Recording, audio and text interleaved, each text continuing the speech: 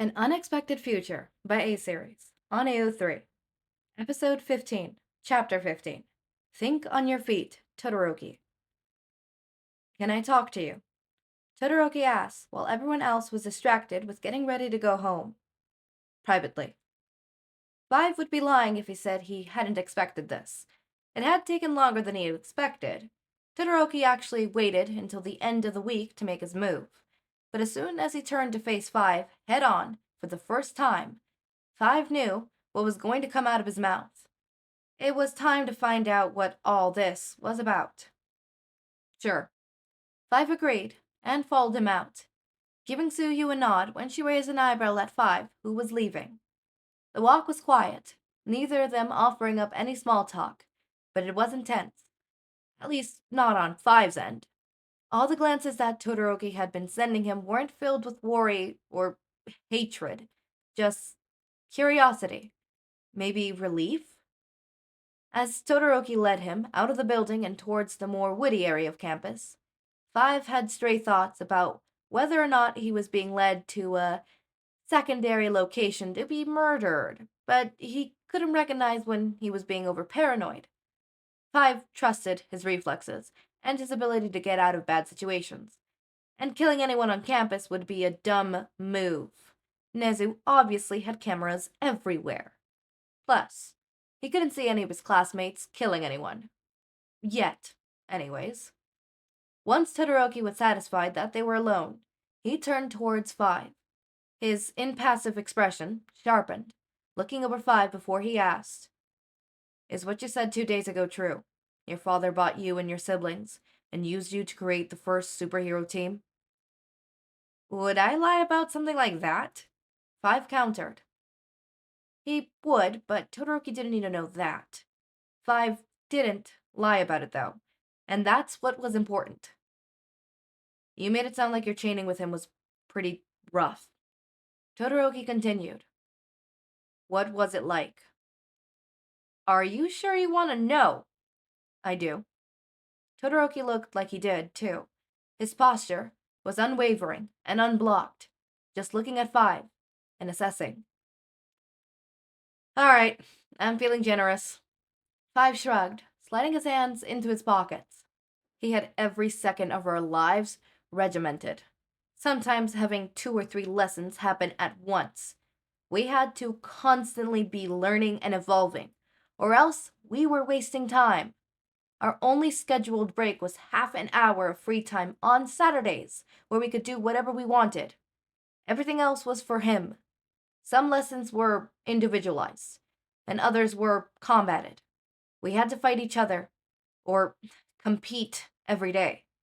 We were lucky that none of us had healing powers, because us getting permanently damaged was one of the few things that kept his regiment in check. We ended up every day exhausted and hooked up on wires so that he could monitor our brain activity while we slept. Is that enough for you? Or would you like me to continue? Todoroki, for his part, took all the information in stride, which was more than Five was expecting. He nodded, processing, and then asked, "What was your individual training like?" Five took a breath and let it out.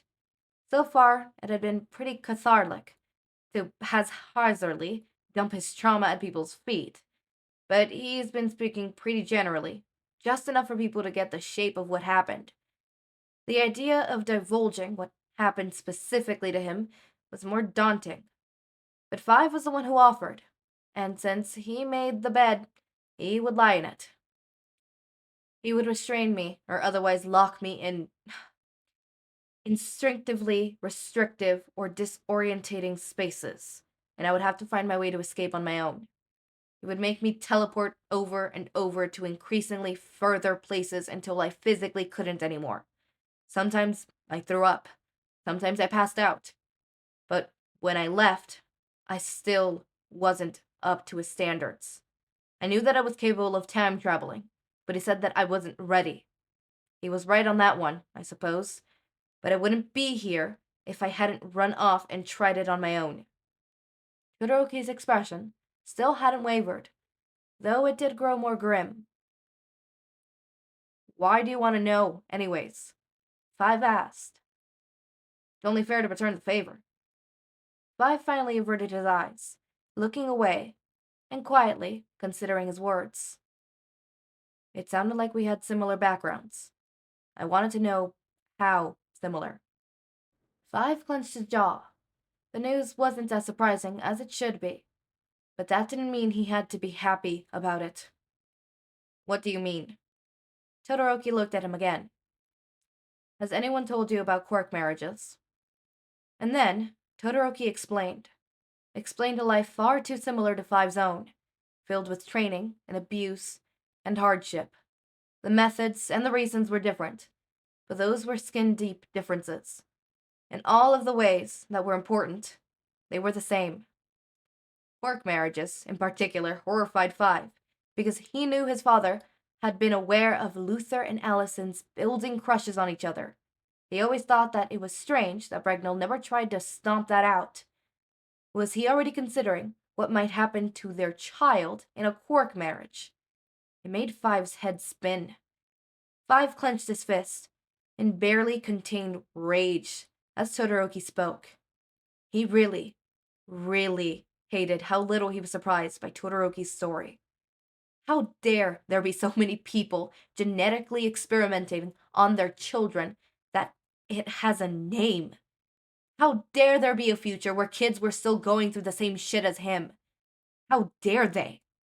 When Todoroki finished exposing his own trauma, Five took a deep breath and asked slowly, Would you like me to kill him for you? Excuse me. Todoroki stared at him, looked taken aback. Do you want me to kill him for you? Five repeated. I. His eyebrows pinched together, frowning to himself. I don't. Well, I'd be lying if I said that I never thought about it. But I don't think I want him dead just out of power, with consequences for his actions. Damn, that was harder to do. Well, he'd be out of power if he was dead, Five pointed out. Todoroki still looked uncomfortable with the idea. He's the number 2 hero for a reason. Even if he wanted to, he probably wouldn't be able to. Oh, Todoroki did not just question Five's abilities. Five pushed his lips and jumped, appearing in the air, directly behind Todoroki, and landing on his back, using Todoroki's momentary confusion to wrap an arm around his neck. Stab! Five said out loud, mimicking the motion against Todoroki's neck. Stab! Five did another, this time over Todoroki's heart. Todoroki dropped his center of gravity and reached over his head, grabbing the back of Five's blazer and body throwing him off, aided by the expending ice push to the right side of his body. Five teleported midair, landing on his feet on the other end of the clearing. Todoroki held his hand against his neck, looking at Five, wildly and on guard. What is wrong with you? You're the one who doubted me, Five pointed out, holding his empty hands up in the air. I'm just saying, anyone can die with a well-placed surprise attack. Todoroki stared at him, still searching for something while he looked over Five. My father isn't me. Have you even seen him fight? You can't discount decades of hero work just like that. That's ignorance talking. And even if you do, what are you expecting to happen after you kill him? To get away with it? Don't make me laugh. I'll get my revenge on my own. I'm gonna become the best pro hero without using his quirk. He'll see that I never needed him, and he'll never have the satisfaction of his quirk becoming the number 1 hero. It was Five's turn to raise an eyebrow. What kind of plan is that? Wouldn't it be better to just not be a hero at all? Todoroki clenched his jaw, glaring at Five. Then are you going to stop being a hero? Really, I'd like to hear what you see your future being like. Oh no, Five didn't like this line of question at all. That's different, Five insisted. You can't imagine it, can you? Todoroki pushed. You're just like me, so get off your high horse. I'm gonna be a hero and save my mother. I'm gonna show everyone that I don't need my own man. I'll prove it in the sports festival. I'll win it all without using my fire. You'll see. Todoroki walked away, deliberately taking a path that wouldn't cross with Five's, but keeping a wary eye of him regardless. Five didn't stop him. Regardless of Todoroki's reasonings for telling Five about his past, it was obvious that he was in trouble. Five refused to stand by and watch history repeat itself. Not when there was something he could do about it. He had some research to do. Okay, it looks like Todoroki is going to be getting the help he needs. And I never, I did think in mind that, Todoroki and Five would have a similar, experience because of, everything. But, looking at it in hindsight, they have the similar experience in the sense of, okay, I don't see myself being anything but what I was conditioned to be. And that is sad. That is sad, because that's what conditioning does to you. You are conditioned to do this. So imagining yourself doing anything other, it's hard. It's a hard habit to break. Hard habits die, or old habits die hard. That's kind of like conditioning. Once you're conditioned to something, it's really hard to uncondition. Think about a pet being conditioned to the word sit being, sit down. Imagine trying to teach them sit is not sit anymore. And to sit when I say down. It's gonna be hard. Not saying that it's impossible. You can teach them. But it's gonna be hard. Or obviously teaching a pet that their new name is a different one from the one that they were given. Not saying that you can't do it, but it's gonna be hard. Same with conditioning. These two have been conditioned their whole life, from birth, both of them, to be, heroes. One a pro hero and get their license, and another to just stop crying. There is no, what am I gonna do if I'm not a hero? For them, they have to be a hero. Their abusers are not gonna let them be anything but. And the sad part of it is, when Todoroki gets free, he's probably going to remain in that path of being a hero. Because he can't see himself doing anything other. Same with Five. Even if Five and his siblings manage to get out of that horrible situation, what are they going to end up doing? Becoming heroes.